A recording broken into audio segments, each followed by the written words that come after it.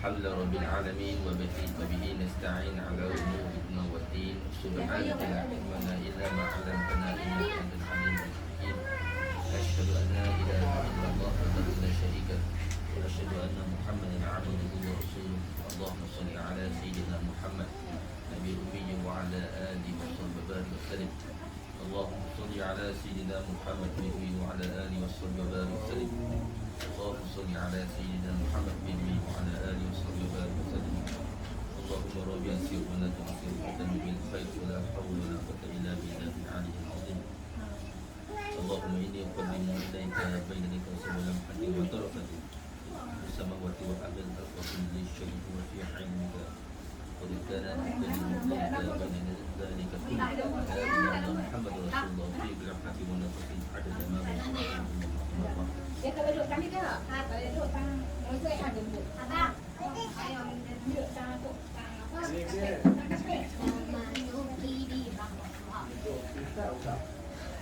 Jadi duduk ni. Apa hal mai apa tu nanti? Ramai. Tilan ni.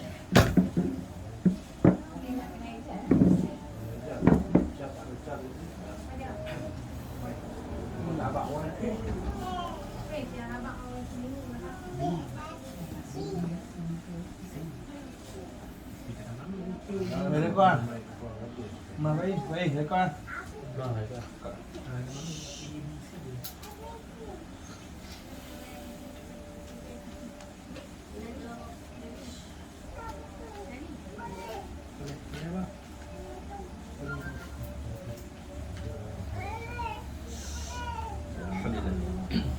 Syukur kita kepada Allah Subhanahu Wa Taala.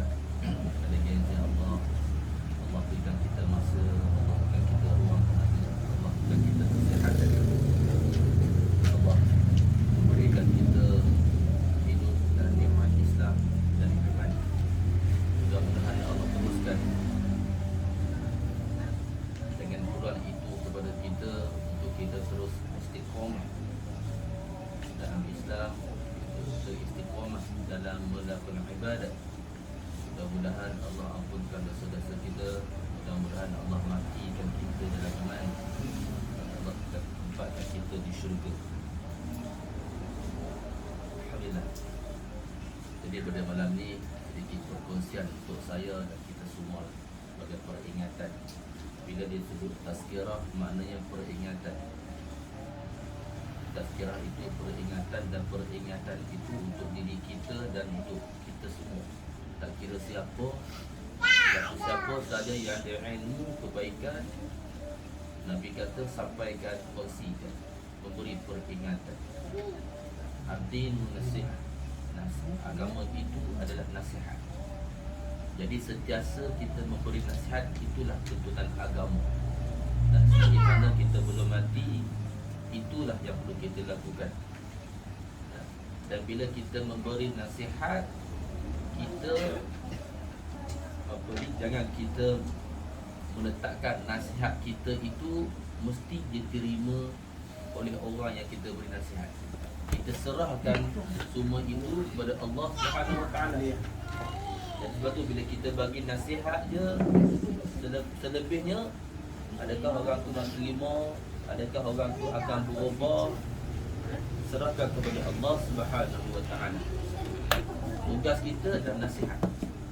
Itulah tugas sebagai seorang manusia. Seperti mana juga Nabi, para Rasul yang diutuskan kepada umat manusia, kerja mereka adalah memberi nasihat, memberi peringatan, mengajar ilmu. Adakah mereka akan berubah ataupun tidak, itu adalah urusan Allah. Sebab tu kita jangan campuri urusan Allah dalam urusan kita. Kita bagi nasihat. Kita sebagai mak ayah bagi nasihat, bagi peringatan dekat anak-anak. Tapi anak-anak pun mungkin buat tak endah, mungkin buat tak tahu ataupun tak ikut cakap. Tetap kita bagi nasihat sampai kita mati. Kerana berubah itu adalah diri dia sendiri. Berubah itu adalah dari Allah Subhanahu Wa Taala. Kita tak mampu nak ubah siapa-siapa. Seperti mana kisah Nabi Nuh, yang hidup Nabi Nuh sekitar 950 hingga 1000 tahun. Memberi nasihat, ajar kepada umat Nabi ajak kepada Islam. Tapi selama 1000 tahun Nabi Nuh hidup, tak sampai 20 orang yang masuk Islam. Bayangkan dalam 1000 tahun tu, tak, bukannya orang sikit. Umat Nabi Nuh pun ramai jugalah sampai Nabi Nuh hidup 1000 tahun. Bayangkan jangka masa 1000 tahun, tapi yang masuk Islam tak sampai 20 orang. Nah, dari ikut manusia biasa jenuh dah. Dah 1000 tahun bagi nasihat, bagi peringatan, 20 orang lah. Faham tak? Macam kita lah. Nah, macam kita kata apa, duduk buka berniaga ke apa-apa, kita makan ramai lah orang mai. Dia pagi sampai petang, tak sampai 5 orang mai, kita rasa letih lah. Oh, sedih tu. Aku buka dari 28 sampai pukul 5 petang, 5 orang je mai. Tak balik modal kata. Tak. Kata macam tu lah dulu. Kata perihnya, begitu susahnya para Nabi menyampaikan ilmu, nasihat kepada umat yang degil. Tak, termasuklah kita umat yang degil ni. Nah, bawa kepada Islam tapi tak mau. Sehingga kan isteri dan anak Nabi Nuh sendiri pun tak mau ikut. Sehingga kan Allah kata, sehingga sama masa Nabi Nuh pun dah tak tahan dah. Tak, sehingga kan Allah menurunkan bala sehingga banjir besar satu dunia ni. Tak, banjir besar tu satu dunia ni. Sampai tengah berbanjir tu pun nah, Nabi Nuh masih pagi lagi, anak dan isteri dia main lah naik kapal. Tak selamat dah. Dan dalam tahap tu pun degil lagi. Dia kata tak mau. Ada lagi gunung paling tinggi macam ni, kami akan pergi berenang duduk atas tu. Berenang sampai kat tunggu kat gunung, tangan gunung-gunung tu pun habis tenggelam. Allahu Akbar. Nah, tak ada siapa pun tertinggal, hanya tinggal lautan dunia. Yang selamat hanyalah mereka yang berada dalam kapal Nabi Nuh alaihi salam. Nah, kena kata perihnya pengorbanan para rasul yang memang tak akan dapat kita rasa. Kita rasa kita ni dah diberi ujian, kita ni hidup, kita ni diberi masalah dah tinggi, dia dah besar. Tapi ujian kita tak sebesar, takkan setanding para rasul. Nah, hebatnya para rasul yang menahan cacian, yang menahan makian, yang menahan cerca daripada umat dia yang tak mau dengar cakap. Nah, tapi Nabi suruh tetap, Allah suruh sampaikan tanpa jemu. Itulah kita, apa kita sekarang umat Nabi Muhammad SAW. Itulah yang perlu kita amalkan. Kerana Allah suruh kita memberi nasihat, Nabi suruh kita memberi peringatan. Ingat dan ingat. Kerana apa? Kita ni manusia yang sentiasa lupa. Bila kita diberi nikmat sikit, bila kita diberi nikmat dunia, kita akan lupa. Jadi waktu kita diberi nasihat supaya kita ingat balik. Sebab itulah adanya ujian, supaya Allah nak ingatkan kita balik. Dah, hang ni dah lara, hang ni dah lalai ni, hang ni dah jauh dengan dah, hang ni dah hang ni dah teruk sangat ni. Allah bagi ujian, kita kembali kepada Allah. Kita sesat, kita lalai sangat sampai kita melupakan solat, kita melupakan ibadat. Allah beri ujian. Bila ujian itu tanda Allah kasih dan sayang. Mai balik, dah jauh sangat lari pada aku. Allah panggil kita dengan cara ujian. Sebab tu adanya ujian. Jika kita tak ada ujian, jika Allah tak beri ujian kepada kita, sebab tu Allah akan jauhkan kita. Seperti mana yang berlaku kepada manusia-manusia yang kita lihat daripada zaman Nabi dulu sampailah sekarang pun depan mata kita.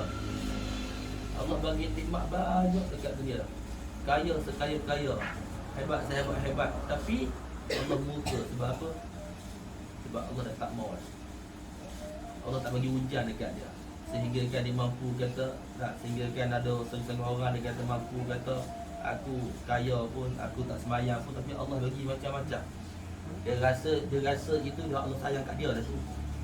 Dia rasa Allah sayang dekat dia, sehingga dia rasa aku buat apa Allah tak bagi, Allah tak murka muka aku dah. Aku tukar jantina, aku buat itu, aku buat ni dah. Sehingga kan pergi ke Mekah buat umrah pun konon-konon sebab dapat pergi umrah, jumpa pergi Mekah dengan jantina lain-lain, laki jadi perempuan jadi laki dan sebagainya. Dah, dia dah rasa Allah sayang dah dekat dia, padahal Allah murka dekat dia. Kenapa? Allah dah tak mau tengok dah hang. Anak sangat dunia hang ambil.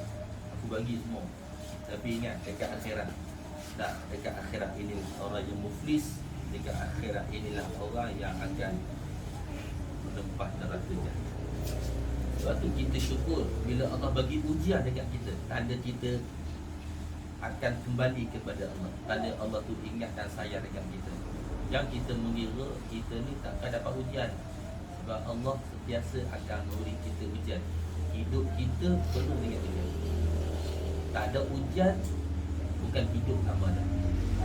Sebab Allah dah sebut dalam Quran, adakah kamu kira kamu sudah beriman jika kamu belum diuji? Sebab tu kita jangan rasa kita ni dah beriman sedangkan Allah belum uji kita. Sebab tu sepanjang masa Allah akan uji kita berlainan.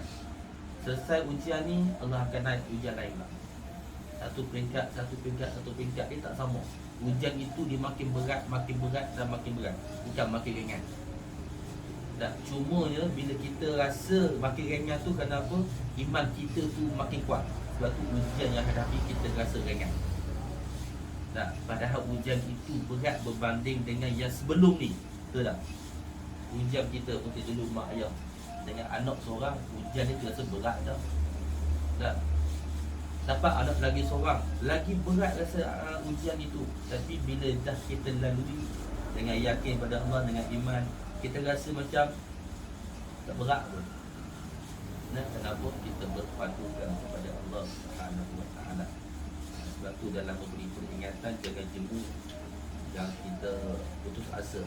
Sentiasa memberi peringatan supaya kita menjadi diri sendiri pun bila kita beri nasihat, kita yang akan lebih-lebih lagi ingat. Dan mudah-mudahan orang yang kita bernasihat, dia pun akan mendengar nasihat kita dan menjadi orang yang beriman kepada Allah Subhanahu Wa Taala. Dan di mana iblis syaitan dia sentiasa tidak berputus asa untuk mempengaruhi manusia Islam supaya murka kepada Allah. Mereka takkan pernah putus asa. Janji iblis kepada Allah akan sentiasa mengganggu, menghasut dan menarik manusia Bani Adam dalam kemaksiatan sehingga hari kiamat. Dari depan, dari belakang, dari kanan, dari kiri, sentiasa iblis kata aku akan kacau. Allah kata Allah izinkan. Itulah permulaan katakan Allah uji manusia dengan gangguan iblis tadi. Iblis minta kepada Allah, aku nak kacau. Kacau lah, Allah kata, aku izinkan. Lepas tu kita hidup dalam gangguan jin ini diizinkan Allah. Allah izinkan. Kalau Allah tak izin, kita tak akan diganggu jin, kita tak akan diganggu syaitan. Itu amat damai, kita bahagia. Takkan ada berlaku kerosakan di atas muka bumi. Kenapa? Tak ada syaitan. Disebabkan ada syaitan, itulah kita perlu pilih yang baik dan juga yang jahat. Sebab tu kita tak boleh terlepas daripada itu. Sebab tu balik kata dalam kehidupan kita, bila kita beri peringatan, yang paling utama adalah berkaitan dengan solat. Solat itu imanuddin. Solat itu tiang agama. Solat itu iman.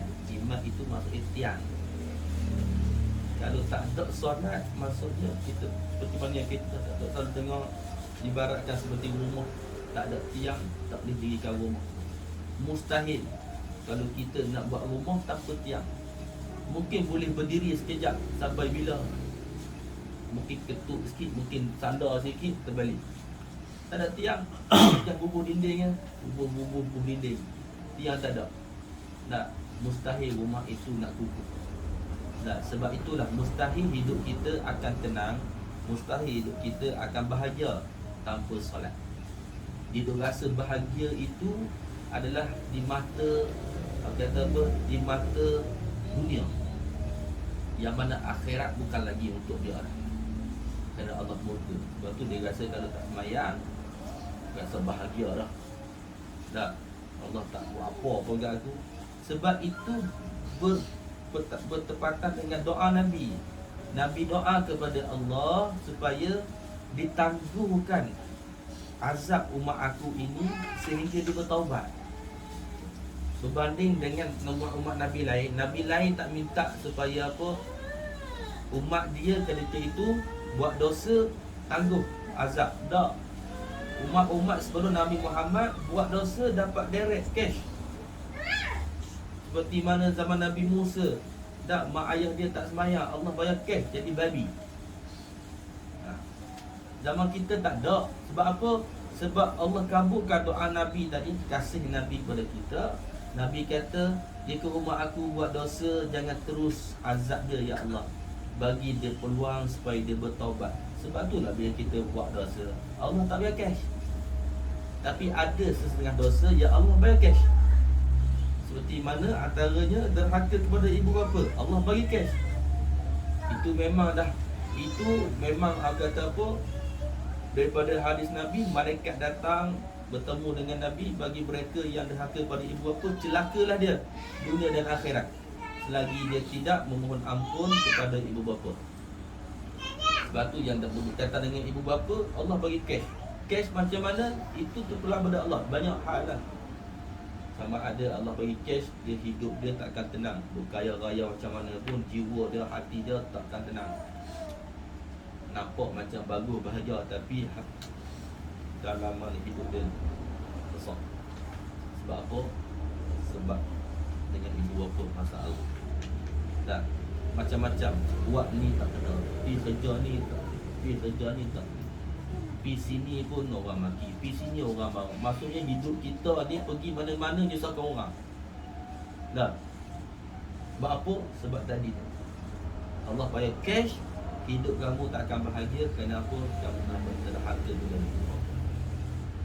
Yang tu dosa yang Allah bayar cash. Kat dunia dapat, dekat akhirat pun dapat. Selagi kita tak berampun, selagi tak bertaubat kepada Allah Subhanahu Wa Taala. Sebab itulah kita kena jaga sungguh keluarga, jaga mak ayah. Macam mana tu mak ayah kita, dah, dia ada harta ke tak ada harta ke, handsome ke tak handsome ke, comel tak comel, dah, dari pandangan kita di dunia dan di akhirat, dia lah mak ayah kita. Dah, dia sakit ke, dia sihat ke, dia cacat ke, apa ke, nah, seperti tidak seperti yang kita anggapkan, yang mana mak ayah kita ni, yang kita bayangkan nak mak ayah seperti apa, seperti orang-orang lain yang kita nampak handsome, bahagia, kaya. Tidak seperti itu mak ayah kita, tapi dia tetaplah mak ayah kita dunia dan akhirat. Macam mana pun kita nak seperti mana kita tengok orang lain, kita takkan dapat seperti orang lain. Itulah mak ayah kita. Yang kita nak, dan semua-semua itu kita tunggu penantian kita di syurga. Di syurga nanti apa yang kita nak semua dapat. Kita nak mak ayah kita handsome, confirm masuk syurga handsome semua, comel semua, cantik semua, sihat semua, tak ada sakit. Lepas tu apa yang kita nak dekat syurga ini, apa yang kita nak dekat dunia ini akan dapat di syurga. Tapi dekat syurga macam mana kita nak pergi kalau kita tidak pentingkan kepada solat. Lepas tu solat tadi tiang agama.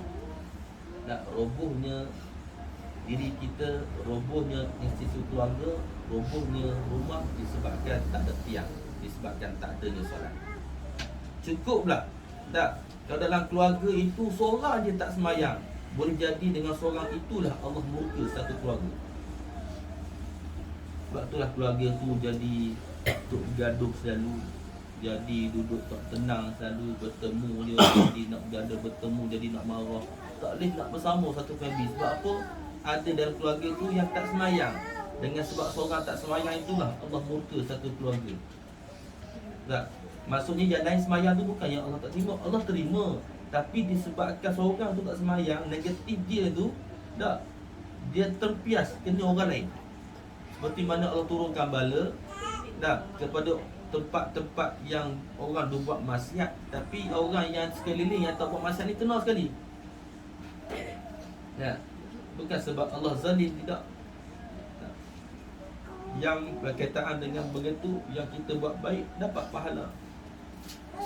Cuma Allah nak ajar kita dekat sini, institusi keluarga, jika seorang itu yang menjadi kepada kejahatan, tak, keluarga itulah yang perlu mencorakkan nasihat, membantu seorang ini supaya dia jadi ke arah yang baik. Sebab tu kita di pada mahsyar, dan pada anak yang soleh, yang solehah dapat membantu ibu bapa masuk syurga. Sebab tu isu keluarga sangat penting. Sebab tu Allah sangat benci kepada putusnya silaturahim, terutama dalam keluarga. Allah sangat tak suka. Nah, anak yang soleh, anak yang solehah dapat menarik ibu bapa daripada dalam neraka masuk ke syurga. Begitu juga dengan kawan-kawan yang baik, kawan-kawan yang soleh, yang solehah, yang sentiasa ingatkan kita kepada akhirat, kepada Nabi, kepada Allah. Nanti bila di akhirat nanti kita masuk neraka, kawan kita masuk syurga, kawan tu boleh tarik kita masuk syurga. Sebab itulah berkawan dengan orang yang baik-baik. Nah, berbaik-baik dalam keluarga dan berbaik-baik dalam berkawan. Kerana kawan itu dapat membantu kita di akhirat. Tapi kalau kita berkawan dengan orang yang tak semayang, dengan kita yang pun tak semayang, dekat dunia kita rasa dia lah kawan kita. Oh, hebat, sejati, kawan baik. Tapi bila mati kita lagi, dia lah lagi paling awal. Dah. Boleh jadi kalau kita mati, mereka berubah. Kita diazab dalam kubur. Celakalah kita masa-masa sama-sama hidup, sama-sama tak semayang. Lepas aku mati, hang taubat pula. Aku yang kena teruk. Hang yang dah bertaubat, saya kawan aku tu dapat pahala, tak diazab di Allah. Itu kata pentingnya dalam tu hubungan, dalam keluarga maupun hubungan dalam persahabatan kawan. Nah, sebab tu solat ini pentingnya kerana dia adalah tunjang utama. Dalam rukun iman kita pun solat yang utama. Selepas kita syahadah, yang pertama solat. Yang pertama solat. Sebab tu antara amalan-amalan lain yang dia kata apa, dalam rukun-rukun lain yang kita perlu buat, macam puasa, zakat, haji, semua itu disyariatkan di bumi. Semua itu dah disyariatkan di Madinah. Puasa disyariatkan di Madinah, zakat di Madinah, haji di Madinah, dan yang lain-lain. Tapi satu yang special, solat. Allah syariatkan solat, Allah bagi tempat yang special. Ketika peristiwa Isra dan Mi'raj, special dia solat ini, Allah panggil khas. Nabi naik bertemu dengan Allah. Tu kata solat ni hebat. Dia kata solat ni yang utama. Sebab tu cara Allah nak bagi tu pun tak, Allah persiapkan Nabi dengan Allah dada Nabi, bersihkan dada Nabi daripada segala kekotoran, daripada segala yang anasi-anasi jahat. Tak bersihkan, nak bawa Nabi dengan binatang syurga, buruk, naik, okay, bertemu dengan Allah, dan bertemu dengan Allah ke langit, ke Sidratul Muntaha, naik di sana bertemu dengan Allah dan berdialog dengan Allah. Pada ketika itu malaikat pun tak mampu untuk nak menembusi kawasan itu. Walaupun malaikat Jibril teman Nabi daripada awal sampailah ke Sidratul Muntaha, sampai ke atas, malaikat kata, setakat ni saja aku boleh teman kamu, wahai Nabi.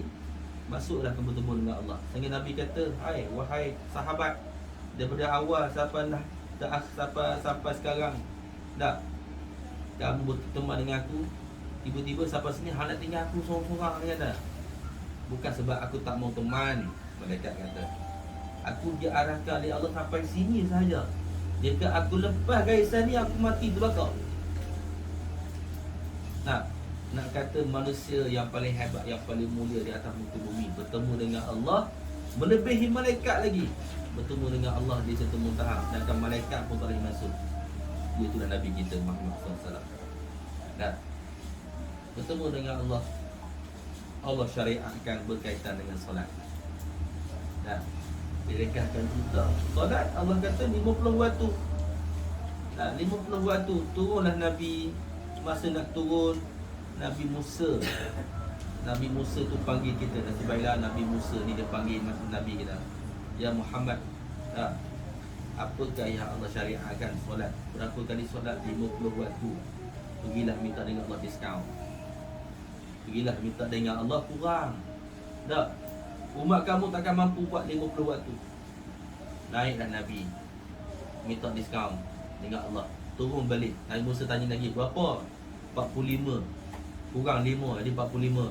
Tak padan juga, umat kamu takkan mampu. Naik lagi, naik pula. Turun pula, berapa? 40. 40 pun tak mampu. Naik lagi, naik turun 9 kali Nabi naik turun, bukan 2 kali, bukan sekali, 9 kali Nabi naik turun. Malu tak? Kalau kita agak-agak malu tak? Nak naik turun, orang dah bagi, duk bagi nak diskaun. Malu juga kita. Sekali 2 gagah lagi. 9 kali Nabi naik turun. Sampailah last sekali ke Nabi Musa kata berapa? 5 pun tak mampu tuan-tuan. Nabi Musa kata 5 pun umat kamu takkan mampu. Tak mampu sungguh tak? Tengok sekarang ni, mampu tak 5? Tak mampu nak buat 5. Tak. Betul dah kata Nabi Musa, umat kita tak mampu. Umat Nabi Muhammad tak mampu buat 5 waktu. Tak mampu sungguh. Tengok sekarang. Tengok sekarang dalam kajian dalam Malaysia 85%, tak, 85% orang Islam tak semayang 5 waktu. 85%. Tak. Yang solat 5 waktu 15% ya. So yang 85% siapa yang tak semayang tu? Siapa? Saudara mara kita ke, adik-beradik kita ke, adik kakak kita ke, abang kita ke, adik kita ke, ayah kita, mak kita. Orang Islam 85%. Betul dah kata Nabi Musa, 5 pun tak mampu. Tapi Nabi Muhammad kata, aku malu dah nak bertemu dengan Allah. Tak. Dan Allah menjanjikan kepada aku, yang mana umat aku ni, umat Nabi Muhammad, bila dia melakukan 5 solat waktu sehari semalam, pahala dia Allah bagi seumpama 50 waktu yang awal. Sebab tu kata apa, untungnya kita umat Nabi Muhammad ni semayang 5 waktu sehari je, tapi Allah bagi pahala 50 waktu. Nah, cuba bayangkan kalau betul lah, kalau ketika itu Nabi Musa tak panggil dan tak minta, tak suruh Nabi Muhammad minta diskaun, dan sekarang kita sekarang 50 waktu, agak-agak belum buat apa 50 waktu. 50 waktu tu kita akan sembahyang setengah jam sekali. Setengah jam azan qomat, setengah jam azan qomat. 24 jam pun tak cukup 50 waktu. Kena tambah lagi 48 jam baru cukup 50 waktu. Agak-agak boleh buat apa kita. Kalau yang 5 kali tu pun yang kita tak mampu. Dan kalau 50 setengah jam azan qomat, azan qomat berjenuh dulu. Tak buat apa, tak ada buat apa. Nah, sebab tu kata apa, solat ini pentingnya. Nah, dalam banyak-banyak daripada zaman Nabi Adam sampai Nabi Muhammad SAW, semuanya disyariatkan solat. Tak ada satu Nabi pun yang tak disyariatkan solat. Semua solat. Kecuali cuma solat-solat itu waktu dia berapa itu saja berbeza. Tapi semuanya Allah perintahkan solat. Tak ada satu pun Nabi yang tak kata tak solat, yang tak diajar solat, yang tak dinasihat, yang tak diingatkan tentang solat. Solat. Nah, bila kita berkaitan dengan solat, besarnya solat ini, kerana dia adalah menjadi satu kata apa, pertanyaan yang utama, satu perkiraan yang utama. Bila kita di padang mahsyar, yang pertama kali Allah tanya adalah berkaitan dengan solat. Kalau solat kita beres, solat kita okey, yang lain akan okey semua. Selesai. Kalau solat okey, Allah tanya tentang solat, nanti Allah akan perintahkan malaikat bawa kita punya amalan solat kita yang dah disimpan. Kita solat, pahala kita, solat kita tak akan disimpan. Allah bawa mai turun. Solat kita okey, perfect. Yang lain, amalan lain selesai. Tak payah. Tapi jika solat kita tak selesai, dah Allah perintahkan pada masalah dengan solat kamu. Dah tiba-tiba solat ini solat yang bermasalah. Solat yang masalah, Allah akan lemparkan solat kita ke muka kita. Solat yang tidak berkualiti. Dah. Ketika mana Allah nak lemparkan solat, Allah bertanya kepada kita tentang solat-solat sunat. Ada solat-solat sunat. Jika ada solat-solat sunat, solat sunat itulah akan membantu solat fardu. Dan sebab tu penting solat sunat. Solat sunat itu nak tutup lompong-lompong solat fardu yang kita tak perfect, yang tak sempurna. Sebab tu kita sembahyang 5 waktu mungkin tak sempurna, ada lompong-lompong. Tapi lompong itu akan ditutup dengan solat-solat sunat. Sebab tu kita kena rajin solat fardu, solat sunat pun kena rajin untuk nak tampung tadi tu lah. Macam kita lah kerja, kita kerja mungkin yang kita ada kerja tetap dapat gaji bulan-bulan, tak cukup kita buat kerja sampingan pula nak tampung tadi tu. Nah, begitu juga dengan solat. Sebab apa ada solat sunat? Sebab nak tampung yang fardu tu lah. Sebab yang fardu kita pun masalah. Bila kita tengok solat fardu zaman Nabi, zaman sahabat, tabi'in dengan zaman kita berbeza. Nah, zaman Nabi dulu khusyuk, zaman Nabi tak ada zaman kita. Nah, solat yang terbaik zaman Nabi, kemudian turun zaman sahabat, zaman tabi'in, dan last sekali tabi'in. Lepas pada tu Nabi kata solat umat aku selepas tabi'in, solat yang kata tu yang banyak masalah. Nah, solat yang banyak masalah. Nak kata hebatnya solat zaman Nabi. Nah, antara sahabat kalau nak kata tentang solat ni, kata apa, Ibnu Mas'ud, zaman Nabi ni, zaman masa Nabi hidup ni, zaman sahabat ni, tak ada seorang pun sahabat yang meninggalkan solat berjemaah 5 waktu. Maksudnya bukan solat berjemaah, tak tinggal solat jemaah, kecuali mereka yang munafik, yang sahabat kenal siapa yang munafik. Jadi orang-orang munafik ni lah sahabat kata yang ni tak sembahyang. Yang bukan munafik semua sahabat kata sembahyang solat berjemaah 5 waktu. Bukan kata solat berjemaah. Kalau kita dapat solat 5 waktu penuh pun syukurlah. Nah,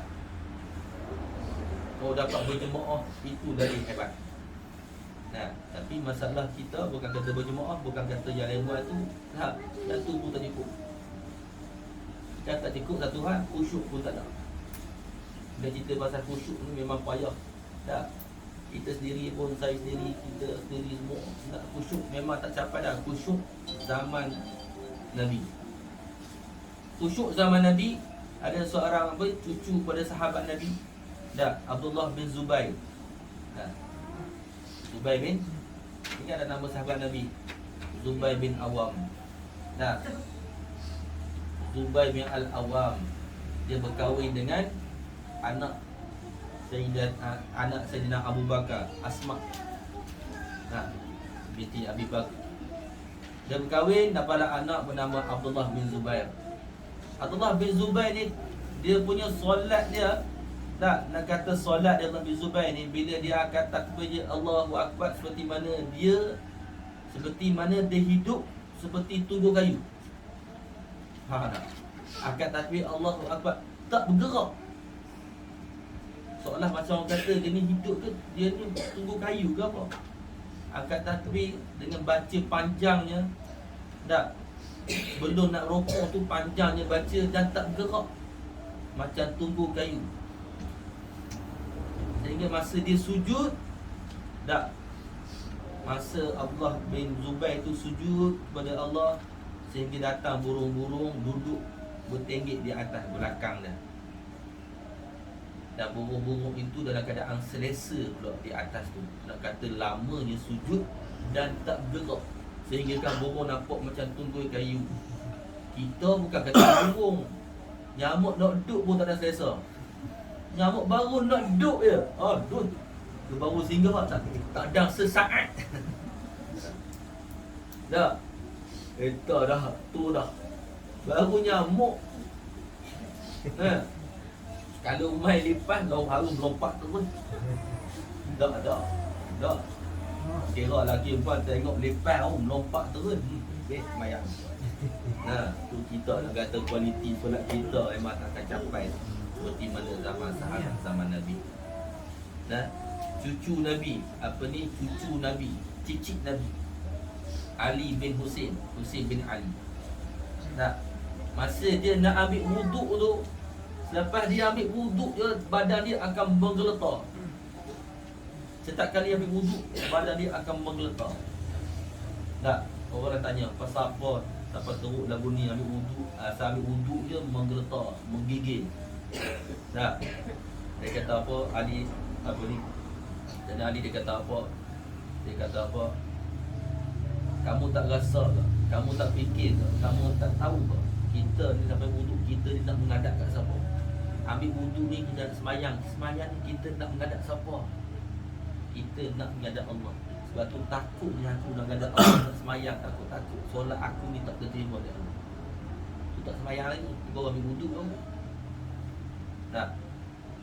Kata semayang tu sebelum ambil wuduk, yang wuduk tu pun dah fana, takut nak menghadap Allah.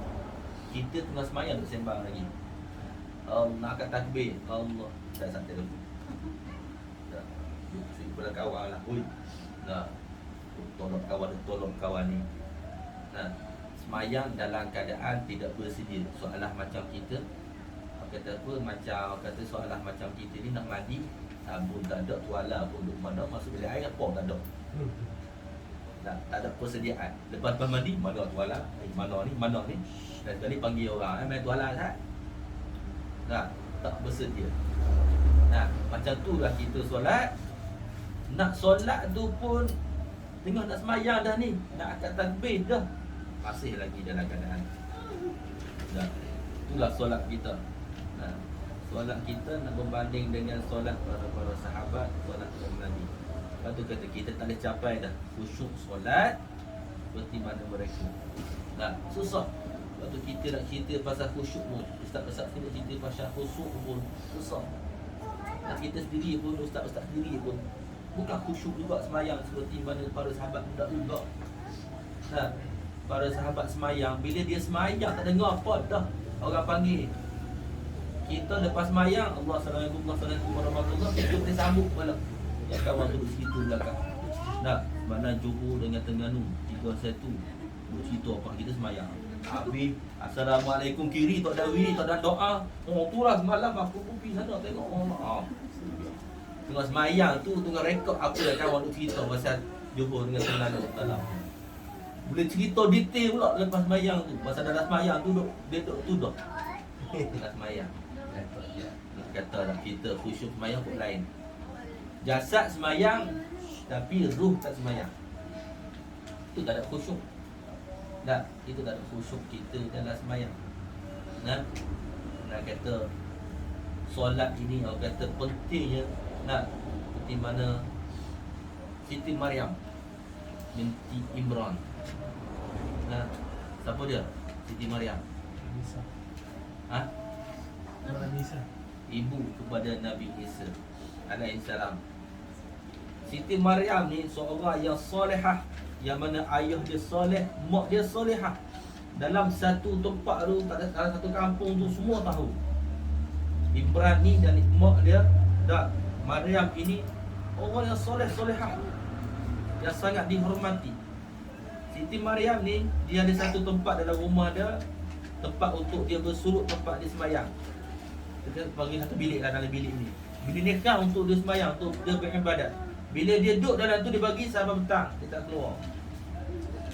Siti Maryam ni dididik, diajar oleh Nabi Zakaria. Nah, sehingga satu hari Nabi Zakaria selalu tengok anak dia ni, anak dara dia ni. Zakaria ni anak dara dia. Kebetulan anak dia tengah Siti Maryam tengah semayang ibadat, semayang beribadat. Tapi yang dia heran, setiap kali bila dia buka pintu tengok ada makanan-makanan dalam bilik. Sedangkan Siti Maryam dari pagi sampai petang tak pernah keluar dari bilik. Dia tanya, wahai Maryam, tak, aku tahu kamu ni duk ibadat dari pagi sampai petang, tak keluar pun, makanan main mana? Maryam kata, Allah yang hantar makanan kat aku. Nak kata Allah, nak kata ibadat solat Siti Maryam ni hebatnya kepada Allah, sehingga Allah hantarkan makanan dekat dia. Nah, kita bukan Allah hantar makanan, Allah hantar lipat. Allah hantar nyamuk, itu pun lagi habis. Nah, nak kata capai tahap tu memang takkan boleh capai. Nah, makanan Allah hantar kepada Siti Maryam. Tak, sehingga sampai satu masa Siti Maryam tu yang solehah itu, tak, Allah mengandungkan dia tanpa seorang ayah, tanpa seorang suami. Pelik tak kalau kita ada orang sekarang ni tiba-tiba mengandung, kita tahu dia ni memang jenis tak keluar rumah, tiba-tiba mengandung, tak menikah, tak kahwin. Agak-agak apa kita, agak-agak apa yang akan kita kata kepada Siti Maryam jika kita hidup pada waktu itu? Tak, kalau berlakulah dalam kejiranan kita orang macam tu, mungkin anak kita sendiri ke, contoh, tak, apa yang akan kita rasa? Mana mungkin boleh mengandung, boleh melahirkan anak tanpa berkahwin ataupun tanpa ada suami? Pelik tak? Tapi itulah perancangan Allah. Allah mengandungkan, Allah lahirkan Siti Maryam tanpa suami, dan Nabi Isa alaihissalam dilahirkan tanpa seorang ayah. Masa dah dilahirkan anak, Allah kata kepada Siti Maryam, jangan cakap apa-apa, diam. Orang tanya apa, senyap. Tak, jangan cakap apa, jangan respon apa, diam je. Biar anak kamu yang jawab. Tak tengok dia nak cuci apa, hang ni mak yang mak orang baik, ayah orang baik, tiba-tiba hang ni nak melahirkan anak, hang ni buat zina apa ni. Dia tak cakap. Sehingga dia kata dia tunjuk dekat anak Nabi Isa dalam kandungan, baru beberapa hari dilahirkan. Nabi Isa pun tak. Nabi Isa menjawab, aku hamba Allah. Tak. Anak abdul, aku ini hamba Allah. Nabi Isa kata, dan aku ini akan menjadi utusan oleh Allah menjadi Nabi dan Rasul kepada umat. Dan last sekali dia kata apa? Ni last sekali dia kata apa? Allah menyuruhku, Allah perintahkan aku jangan meninggalkan solat dan zakat. Apa? Besar solat. Tak haidat solat tu tak? Nabi Isa tengah duduk lahir baru 2-3 hari. Mana boleh nak cakap, mata tu tak nak boleh tak boleh buka lagi. Tapi Allah perintahkan. Itu dia panggil irhas. Para nabi sebelum menjadi nabi dan rasul yang rasmi, apa kelebihan yang berlaku ke itu dia panggil irhas. Bila dah jadi nabi, dapat kelebihan, baru dia panggil mukjizat. Dah. Jadi irhas Nabi Isa pada ketika itu boleh bercakap dah. Yang last tu, poin penting Nabi Isa kata apa? Allah menyuruhku jangan tinggalkan solat dan zakat. Sebab tu dalam Quran sentiasa Allah iringi solat, zakat. Solat, zakat. Dua tu tak boleh lari. Nah, orang yang menunaikan solat, dia mesti mengeluarkan zakat. Nah, itu solat tu penting. Itu pesan Nabi Isa, solat. Nah, antara kisah lain, Nabi Ibrahim alaihissalam, ketika mana baru Siti Hajar, isteri Nabi Ibrahim, baru melahirkan anak pertama, anak sulung. Nah, siapa nama? Nabi Ismail alaihissalam. Baru lahir anak, lama dah tunggu, baru lahir anak pertama, nak kecil lagi. Tiba-tiba Allah perintahkan, wahai Nabi Ibrahim, bawa isteri dan anakmu dah bergerak. Allah tak abad pergi mana? Allah kata pergi ya. Dia kata hebatnya Nabi, dia tak tanya dah pergi mana ni Allah dah. Dia kata hebat Nabi, bila Allah suruh je tak cakap banyak, terus jalan, tak fikir apa. Macam kita bila mak suruh atau orang lain suruh, tanya dulu, tak selesai dulu. Lagi banyak tanya, lagi banyak soal jawab. Dah sekali apa dah jalan. Dah sekali tak payah ambil yang mak pilih sudah. Serah buku, kena contoh kan. Contoh. Itulah kita. Tapi Nabi ni Allah suruh tak tanpa ada clue, tanpa ada tanpa ada kita kata objektif ke, tanpa ada panduan, tak ada. Allah kata Ibrahim bawa anak dan isterimu jalan. Masa tu Nabi Ibrahim berada di Palestin. Di Palestin dengan jauh. Dah, paling jauh. Palestin, Mekah ni tak jauh. Dia sekarang ni dia punya pada Palestin, Syria, Jordan, baru Mekah. Maksudnya Palestin dengan Mekah ni jauh. Tapi ketika itu, zaman itu ada kenderaan unta atau kuda. Tapi kebiasaan kalau lebih daripada 2 ni masa naik unta lah. Unta ni biasa ada 2 orang je. Paling-paling pun seorang naik. Tak. Jadi Nabi Ibrahim pun jalan, bawa isteri dengan anak dia. Jalan perjalanan tu selama hampir 2 bulan. Daripada Palestin yang menghala ke Mekah. Pada waktu itu tak tahu lagi nama tempat tu, tak tahu lagi. Maka perjalanan je lah. Cuma tahu tu peristiwa tu berlaku tu, yang sini nama dia Mekah. Jalan-jalan bawa unta sampai dah di tapak yang Kaabah lah ni, tapak Mekah lah ni. Nabi suruh berhenti, wahai Ibrahim, berhenti sini, tapak Kaabah lah ni di Mekah. Pada waktu itu bayangkan, di Mekah ada apa? Di Mekah dia kira, pernah pergi Mekah tak? Pernah pergi tak? Tak pernah pergi lagi. Di keliling Mekah tak ada lain, hanya bukit je. Padang pasir dan bukit. Bukit yang kering berbatu. Di sana di Mekah ketika itu sampai lah nak kata dia berbukit dan berbatu. Dia bukit di Mekah dengan Madinah ni tak sama macam Malaysia. Di bukit ada bukit kita ada pokok hijau lembut tak. Tapi di Mekah, di Madinah, bukit dia kering dan berbatu. Walaupun rendah landai, kalau berjalan tu boleh jatuh belusu bawah. Pasal apa? Dia berpasir, berbatu. Naik turun, naik langsung turun. Nak kata payah hanya bukit kat sana. Bila kita pijak dia tak tenggelam lah. Macam bukit kita pijak tenggelam. Tanah kita lembut. Sana dah. Sampai sana ketika itu tak ada apa. Binatang tak ada, air tak ada. Bukan kata tumbuh pokok, rumput pun tak ada. Ketika Nabi Ibrahim berhenti kat situ, apa pun tak ada. Dia tinggal dekat situ.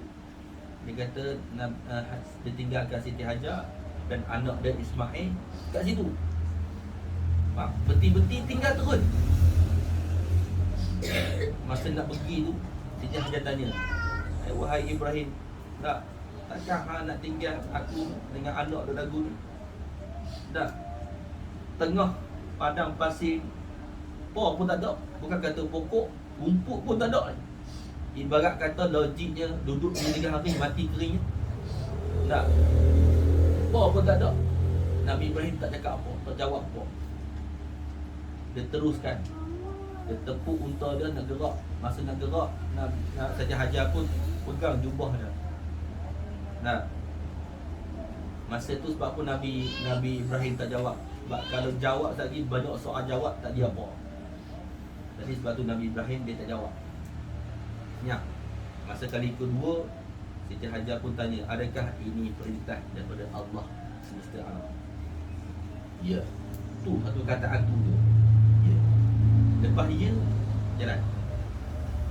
Nak kata kat situ moral ada isteri yang beriman kepada Allah, tak cakap banyak bila perintah daripada Allah. Perintah daripada Allah. Walaupun berada di tempat yang kering kontan, tak ada apa pun, Allah akan menjagakan. Tinggal Nabi Ibrahim tahan sedih, tahan sebab, tahan. Yalah, suami nak tinggalkan isteri dengan anak di tempat yang kata apa, tak ada apa. Kalau kita pun agak-agak dah nak tinggal anak dekat supermarket je, dah hati dah kita. Kalau tinggal pun agak-agak anak tu pun boleh hidup lagi, makanan banyak. Tapi Nabi Ibrahim tinggal anak dengan isteri dia tempat yang tak ada makan apa. Disebabkan perintah Allah, Nabi Ibrahim pun turuti dan isteri Nabi pun faham. Ini perintah Allah. Perintah Allah, surrender. Tak, Allah akan menjaga kami. Allah tak akan mensia-siakan kami. Nabi Ibrahim pun pergi.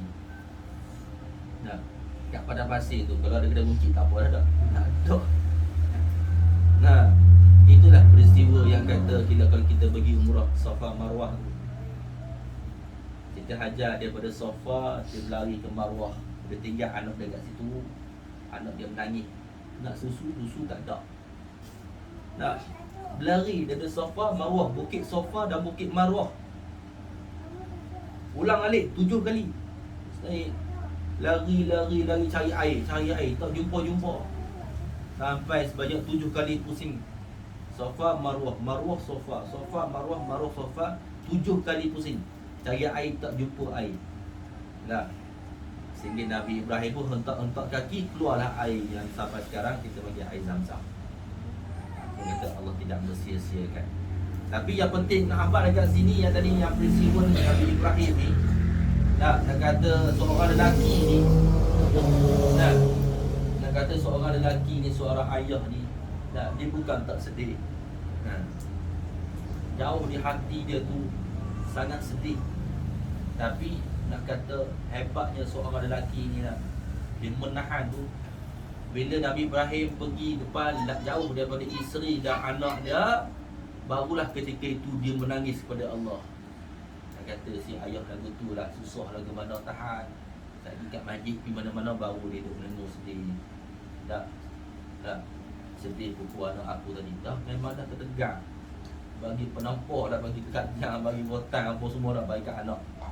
Dah pada ketika itu punyuk cengih. Lepas tu ayah pun keluar, pergilah kedai kopi kat masjid apa tu, sorang-sorang penuh. Dah sedih dah tadi. Pukul anak dia. Tak mau pukul, tapi dah degil sangat. Tak pukul lagi teruk. Kena pukul jugalah. Tapi dalam pukul-pukul tu pun jauh di hati dia sedih. Lepas tu depan tu tak sedih. Kalau sedih depan tu tak ada. Pak watan, Allah anak ayah. Tak ada apa. Dah, lepas tu lepas kena tu ayah pun lari, baru dia sedih. Itulah Nabi Ibrahim. Dia adat tangan kepada Allah. Dia angkat tangan, berdoa kepada Allah. Dah. Dia minta apa kepada Allah? Ya Allah, jadikanlah anak dan isteri aku dalam kalangan orang yang solat. Tu kira dia. Nak abad kat situ, Nabi Ibrahim bukan doa kepada Allah, ya Allah, hantarlah roti ke sekepinggu. Dah, ya Allah, bagilah air ke. Dah, ya Allah, hantarlah manusia ke supaya dapat jaga isteri anak aku. Dah. Nabi Ibrahim minta dengan Allah satu je. Ya Allah, aku dah ikut perintah kamu, jagalah isteri dan anak aku, nak supaya mereka berada dalam kalangan orang yang solat. Tu je, satu tu je. Dia pun jalan. Maksudnya solat itu pentingnya, nampak Nabi-Nabi lain. Dia tak minta lain, solat je. Sebab apa minta solat? Bila kita mendirikan solat, segala-galanya yang lain clear. Sebab tu kita tak perlu nak pulun berkaitan hal-hal lain. Pulun solat. Untuk anak-anak kita yang kecil-kecil, solat. Jangan kalut dengan yang lain lagi. Yang lain-lain tu sikit-sikit lah, supaya dia tahu. Selawat sikit, ajar dia selawat macam mana yang kadang-kadang zikir sikit-sikit. Nak solat kena pulun. Kadang kita ni terbalik. Kita ni anak-anak kecil, kita tak pulun solat, kita pulun suruh dia puasa. Siap pelik kita. 5 tahun, 6 tahun, no puasa. Orang lain semua puasa, tak malu lah. Kena puasa, tahan sikit je. Orang lain boleh tahan tak mati. Kita buah anak. Tapi anak kita balik sekolah tidur. Sial, kita letih puasa. Zuhur tak semayang, asar tak semayang, bangun-bangun bangkit maghrib. Oh, bangga dah. Bangga apa? Semayang pun tak. Tak apa dah. Tu kata jangan dia pulun anak kita puasa, pulun dia solat. Bila anak kita solat, bila dia dah kata apa, dah semangat, dah biasa dengan solat, yang lain-lain tu ringan bagi dah. Baru mudah nak suruh dia puasa, baru mudah nak suruh dia baca Quran, baru mudah nak suruh dia zikir. Sebab solat dia dah jadi kata apa, darah daging dia. Solat dah jadi biasa dia. Sebab tu kalau solat tak selesai lagi, pulun dia solat dulu. Yang lain-lain tu sikit-sikit tambahan sahaja. Puasa, dilarang puasa tengah hari. Dia larang sampai tengah hari je, nak buka puasa, bagi dia buka. Jangan duk paksa dia. Pasal kita tak dia macam kita. Mak dulu 6 tahun lagu tu juga. Duk cerita dengan dia. Kita dulu dengan kita sekarang tak sama. Nah, contoh macam tu. Nah, yang penting solat. Bangun, ajak dia semayang. Solat yang utama. Subuh. Sedih tengok nak kejut subuh awal lagi ni. Ngantuk anak kita. Tak kejut subuh. Sebab apa? Kesian. Sebab nampak tidur. Tu kata silap. Dah. Sebab itulah kita kena ajar anak kita yang utama adalah solat. Bagi anak kita solat tu selesai dulu. Selagi dia tak kata apa tak boleh nak bawa solat secara sendiri, itulah tugas kita. Asal solat kita kena suruh. Selagi kita tak suruh, dia tak solat. Maksudnya solat tu belum melekat dalam diri anak-anak. Yang tu buat dulu. Suruh sampailah satu masa anak kita dia semayang, kita tak suruh lah. Sampai waktu je, mak dah masuk waktu lah. Dah semayang. Mak asal pukul berapa? 4:30. Oh 5 minit lagi. Tak. Besar sikit lagi, mak nak pergi surau semayang. So dia pergi semayang. Dia nak pergi surau, dia nak pergi masjid, silakan. Bila dah umur yang sesuai lah, dekat 5 tahun nak suruh dia nak pergi surau, kita pun pergi. Menaikkan surat pergi tu tak apa lah. Dah 5 tahun tu, nah, kita kena jaga lah pula. Selagi pergi lagi, tak semayang kacau orang. Nah, contoh, satu anak bawa anak kecil pergi semayang. Ayah bawa anak pergi semayang. Abang bawa adik pergi semayang. Supaya kenal kepada surau dan juga masjid. Tak kenal. Masa kecil ni lah. Masa kecil inilah nak didik anak-anak kecil supaya kenal kepada solat, kenal surau, kenal masjid. Dah. Kalau kita biarkan, dia akan jadi masalah. Jadi untuk yang aku 10 lah, tapi cakap lagi sampai 12 malam, tak tahu, tinggal saya seorang. Daripada cita-cita tadi tu, daripada apa yang dah kata pun dikongsikan tadi tu, dapat kita ambil apakah keutamaan solat itu, apakah kelebihan dia, apakah hikmahnya. Solat itu memang yang pertama, dia akan membahagiakan hidup kita dunia dan akhirat. Itulah hikmah solat. Solat dia akan bahagia. Bila kita gelisah, bila kita dalam masalah, ubat dia adalah solat. Kita gelisah, kita masalah, kita sakit, kita serabut, kita tension, ubat dia adalah solat. Allah sebut dalam Quran, ubat dia adalah solat. Sebab tu solat yang utama. Bila kita solat, antara hikmah lain bila kita solat, apa saja yang kita buat, semuanya dalam keadaan yang bila kita buat baik. Bila kita solat je, apa pekerjaan yang kita buat akan dipandu oleh Allah dengan keberkatan. Bila kita solat, kerja yang kita buat akan selesai dengan baik. Kerja yang kita buat akan selesai dengan mudah. Kenapa? Kerana kita jaga solat. Lagi kita solat, kita jaga solat di awal waktu, itu lagi baik. Itu lagi terbaik kalau kita dapat solat di awal waktu. Jadi sebab itulah hikmah, kalau kita hikmah solat ni banyaklah. Bila Allah menciptakan syurga, syurga tu dah ada sampai sekarang dah. Sebelum Allah menciptakan manusia, dulu Allah ciptakan syurga. Bila pertama kali Allah ciptakan syurga, syurga ini makhluk Allah, dia pun bernyawa. Allah tanya syurga, wahai syurga, kata-kata pertama daripada syurga. Kata-kata yang baik dari syurga bila Allah tanya. Okay? Syurga cakap apa? Syurga cakap apa? Berjayalah bagi orang yang beriman. Qad aflahal mu'minun. Surah Al-Mu'minun. Syurga cakap apa? Qad aflahal mu'minun. Syurga kata. Syurga jawab, berjayalah bagi orang yang beriman. Yang beriman ni luas. Ni yang terakhir. Allah kata yang beriman ni luas. Dan Allah jawab orang yang beriman tu macam mana?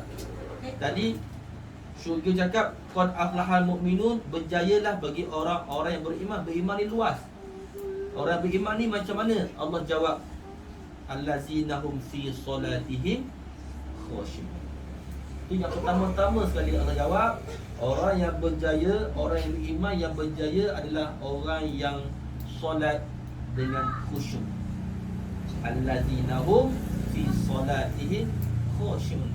Orang yang mendirikan solat dalam keadaan dia khusyuk. Itulah orang yang beriman yang berjaya. Nah, khusyuk macam mana? Dua yang besar. Dah, kalau kita nak capai khusyuk, usaha kita lah. Dah, dengan cara kita. Dah, yang besar, yang dua, yang utama.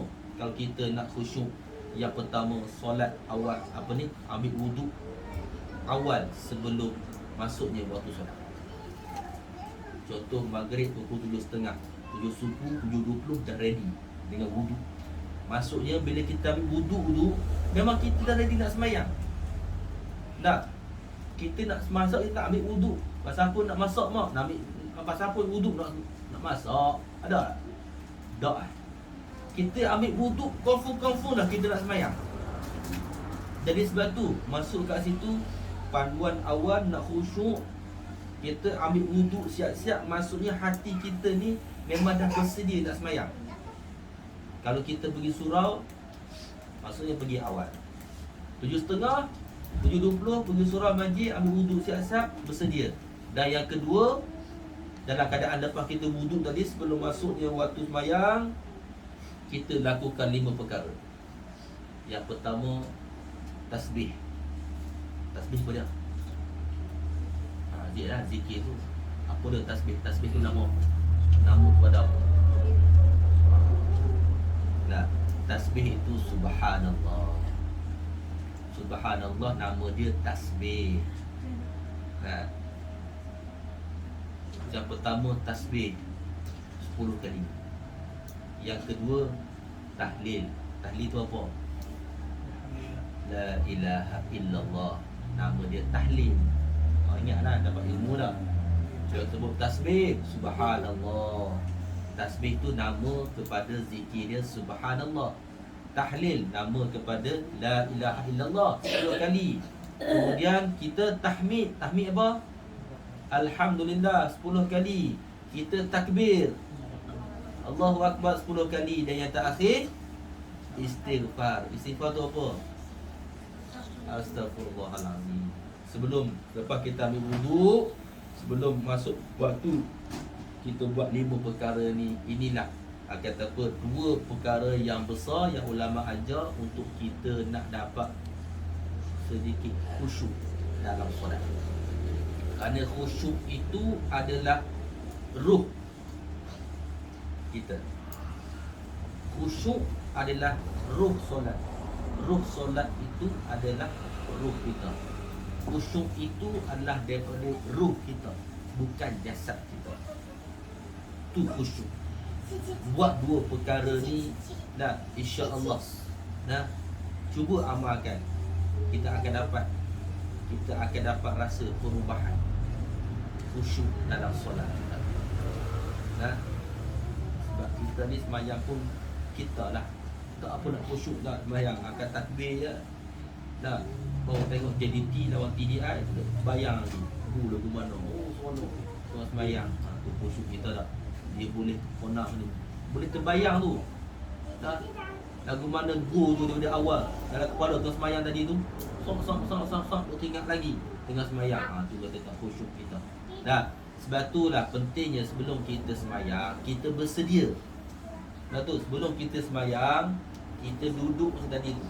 Duduk berzikir sebelum kita semayang. Maksudnya kita ready. Barulah kita semayang tadi, kita akan teringat kepada zikir-zikir, teringat kepada Allah. Kalau kita nak semayang tadi, tengah-tengah duk kalut buat kerja, tiba-tiba Allah akan takbir, tu yang kita duk teringat. Nampak? Itu kata nak semayang. Kita ni beri masa untuk solat. Tu yang sebenarnya, beri masa untuk kita solat. Bukan kita kejar-kejar solat. Bersedia nak semayang, bersedia awal. barulah kita akan dapat sembahyang yang baik. Nah, sebab tu ada masa untuk kita bersedia sebelum solat ni. Jangan kita kalut-kalut. Kalau nak pergi surau masjid, nak berjemaah, jangan kita kalut-kalut. Takut imam dah rakaat pertama, rakaat kedua, kita lambat, kita lari-lari pi. Tak perlu lari-lari pun, pi dengan keadaan yang biasa. Dah lambat, macam lambat, ada masbuk pula.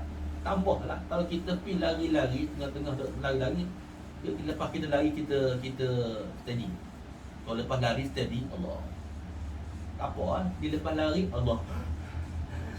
Nak baca Al-Fatihah atau ada Bismillah tu, Bismillah. Tak baru lepas lari, dia tak khusyuk nak sembahyang.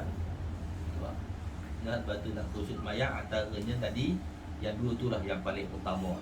Dah banyak lagi yang lain. Dah, tapi kalau dapat dua yang ni insya-Allah okey. Dan antara lain makanan lah. Bermula dengan makanan yang sihat, makanan yang halal dan thayyibah. Kalau makan makanan yang haram, memang tak khusyuk nak sembahyang kita.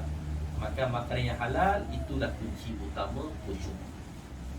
Kemudian ambil wuduk di awal waktu dan kita amalkan 5 zikir tadi.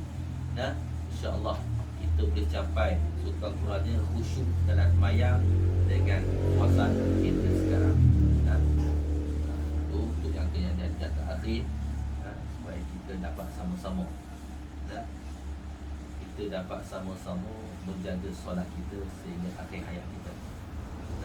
Waktu kita sebagai mahyam berdoa seperti mana Nabi Musa kepada Nabi Ibrahim berdoa kepada Allah, Rabbi ij'alni muqimas salat wa min dzurriyyati Rabbana wa taqabbal du'a.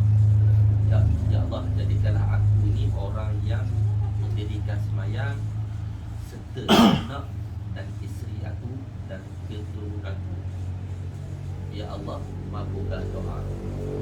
Doa itulah kepada Allah, ya Allah, pelihara aku, keturunan aku daripada mereka yang mendirikan solat. Yang tu yang kita minta. Tak ada apa lah, kita sebagai mak ayah diminta tu, ya Allah, jagalah solat bagi anak aku. Jadilah anak aku ni solat di mana saja mereka berada. Itu sedikit mungkin nak kata apa, tazkirah lah, ataupun peringatan kepada diri saya juga, kepada kita semua. Mudah-mudahan Allah memberikan kita hati yang istiqamah, terutamanya dalam kita melakukan ibadat solat sehinggalah ke akhir hayat kita. Di mana saja kita berada, sakit ke sihat, solat menjadi yang utama. Jangan tinggal. Mungkin kita berdosa, tapi solat jangan tinggal. Kerana solat itu akhirnya nanti Allah kata akan mengurangkan, akan membawa kita daripada buat maksiat, akhirnya meninggalkan maksiat. Solat adalah yang paling utama. Allahu a'lam. Pada tu yang dapat saya kongsilah. Mudah-mudahan kita sama-sama dirahmati oleh Allah Subhanahu wa taala, yang Allah Subhanahu wa taala menjadi manusia yang sentiasa bersolat kepada Allah Subhanahu wa taala. Mohon maaf jika terlebih masa ataupun ada kata-kata yang terlebih bicara yang menguris hati, perasaan dan jiwa. Lemah itu dari saya dan yang baik itu dari Allah Subhanahu wa taala. Assalamualaikum warahmatullahi wabarakatuh. Bismillahirrahmanirrahim. Alhamdulillahirabbil alamin. Wassalatu wassalamu ala asyrafil anbiya'i wa ala alihi wasallam. Allahumma inna salamatan fid din wa afiyatan fil jasad wa ziyadatan fil 'ilm wa barakatan fil rizq wa taubatan qabla al-maut wa rahmatan qabla al-maut wa maghfiratan ba'da al-maut. Allahumma hawwin 'alaina fi sakaratil maut wal najata minan nar wal 'afwa min al-hisab. ربنا وللإخوة الذين سبقونا بالإيمان ولا تحرمنا إلا الذين آمنوا ربنا إنك رؤوف رحيم. ربنا آتنا في الدنيا حسنة وفي الآخرة حسنة وقنا عذاب النار. صلى الله على سيدنا محمد وعلى آله وصحبه وسلم. Alhamdulillah ya Rabbil Alamin.